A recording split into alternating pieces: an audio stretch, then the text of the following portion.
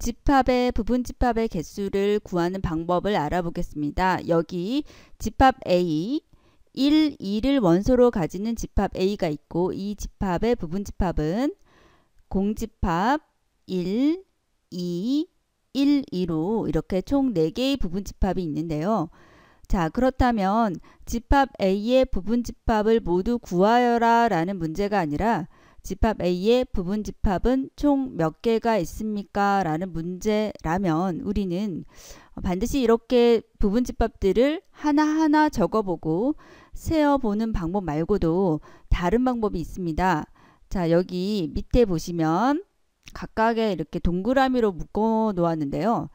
자, 공집합 밑에 1, 2라는 수가 적혀 있고 또 그 밑에는 XX라는 표시가 되어 있는데요. 자, 이것은 뭘 의미하는 표시냐면 1도 포함하지 않고 2도 포함하지 않는다라는 의미로 자, 이렇게 적었습니다.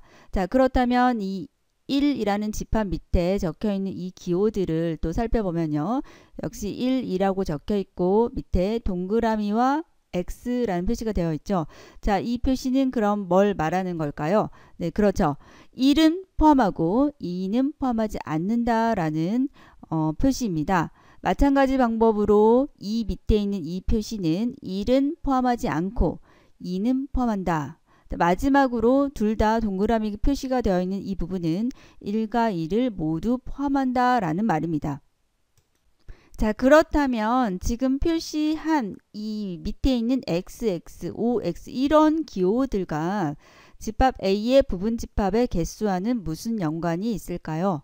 네, 다시 집합 A로 돌아가서 관찰을 해보면요. 우리는 A는 1과 2를 원소로 하는 집합인데 A의 부분집합은 우선 1을 기준으로 생각하면 1이 있는 것과 없는 것, 1을 원소로 하는 것과 하지 않는 부분집합이 있을 수 있고 따라서 1을 사용해서 만들 수 있는 부분집합의 종류는 1이 있다, 없다 이 두 가지이므로 1을 사용해서 만들 수 있는 부분집합은 두 가지.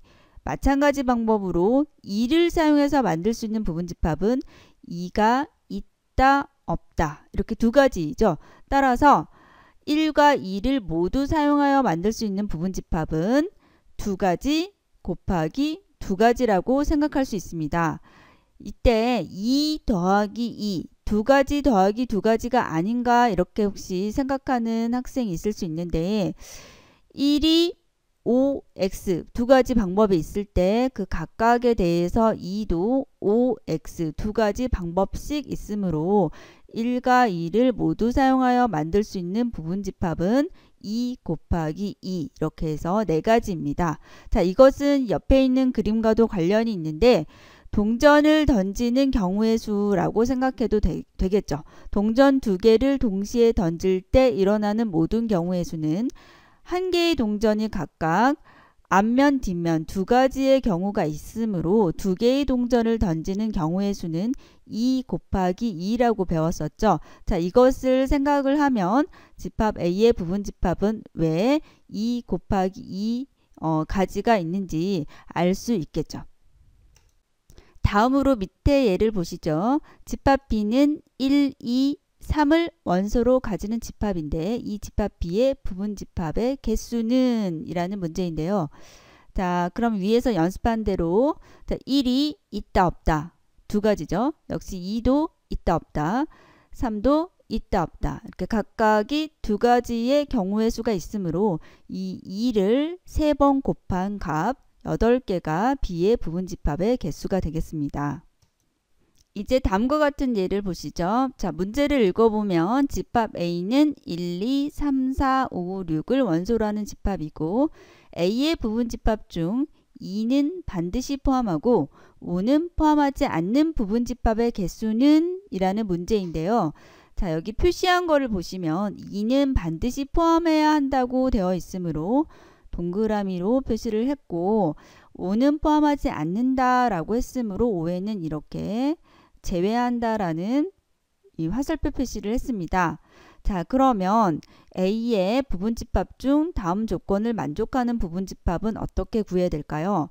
네, 2는 반드시 포함해야 하므로 우리가 구하는 부분집합에는 반드시 2가 들어있다 라고 생각을 해놓고요. 5는 포함하지 않아야 되므로 5는 처음부터 제외하는 것입니다. 이렇게 생각해 놓은 다음 1, 3, 4, 6을 이용해서 부분집합들을 만든 다음 거기에 2를 집어넣으면 5는 넣지 않으면 5가 들어가 있지 않겠죠. 거기 1, 3, 4, 6으로 만든 부분집합에 2를 집어넣으면 되므로 부분집합의 개수는 1, 3, 4, 6으로 만드는 부분집합의 개수와 같습니다. 따라서 1, 3, 4, 6 각각의 두 가지씩의 경우의 수가 있으므로 2를 4개 곱해서 16개 이렇게 구하면 되겠습니다. 다음은 기호로 나타내진 비슷한 문제를 한번 보겠습니다. 자, A는 1, 2, 3, 4, 5, 6을 원소로 하는 집합이고 B는 1, 2를 원소로 하는 집합이다 라고 되어 있고요. A, B에 대하여 T라는 집합이 있는데 T는 B를 포함하고 또 A에 포함된다 라고 적혀 있죠. 자, 이것을 만족하는 집합 T는 모두 몇 개인가? 자, 이것이 문제인데 자, 이 문제가 앞의 문제와 비슷한 문제라고 했는데요. 단 설명이 기호로 나타내져 있다. 이것만 다르다고 생각하면 됩니다.